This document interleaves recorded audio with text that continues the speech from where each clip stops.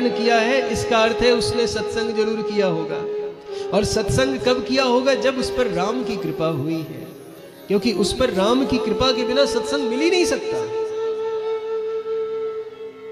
तो जरा विचार कीजिए, ब्राह्मण किसे कहते हैं? ब्राह्मण उसे कहते हैं जिस पर राम की, कृष्ण की कृपा होकर के उसने सत्संग किया हो, सत्संग के बाद उसने अपने जीवन में विवेक को धारण किया हो। जो विवेक को धारण किए हुए व्यक्ति है उसी को सच्चा ब्राह्मण कहते हैं। इसीलिए कहा पूजिए विप्र सकल गुणहीना।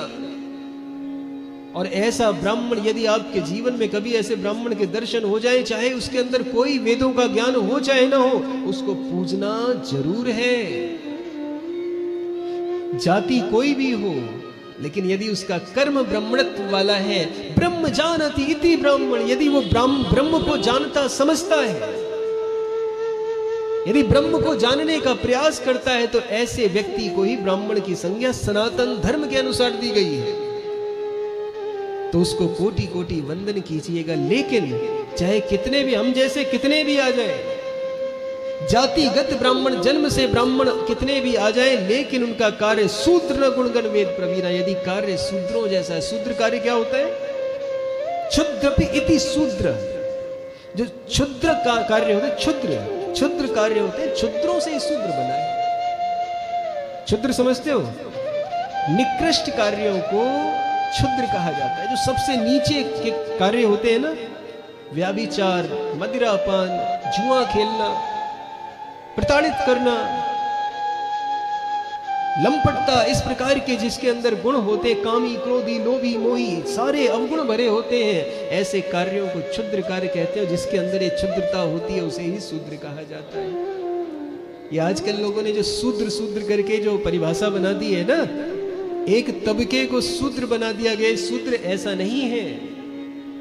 सनातन धर्म में शूद्र का अर्थ है कि शूद्र उसे कहते हैं जो नीच कार्य कर रहा हो। अच्छा, अगर आपको शूद्रों के विषय में जानना है ना, तो आप एक डॉक्टर भीमराव अंबेडकर की पुस्तक है शूद्र कौन है, इसका अध्ययन जरूर करें। बड़ा सुंदर व्याख्यान दिया है। लेकिन समस्या यह है कि डॉक्टर भीमराव अंबेडकर जी ने लिख दिया कि शूद्र कौन है, शूद्र की परिभाषा दे दी, लेकिन जिनको आज दलित या शूद्र कहते हैं वो इस पुस्तक को पढ़ते ही नहीं। वो ये जरूर कहेंगे कि हम डॉक्टर भीमराव अंबेडकर जी को मानते, हम संविधान को मानते हैं, लेकिन इनमें से कोई भी ऐसा नहीं है जो कि इन चीजों को समझे या जाने। और मैं सत्य कहता हूं, यदि एक बार इन चीजों को अगर जान लिया, थोड़ा मन से मंथन कर लिया ना, कभी ऐसी बात उठाएगा ही नहीं कि दलित अलग है और ये उच्च वर्ण के लोग अलग हैं।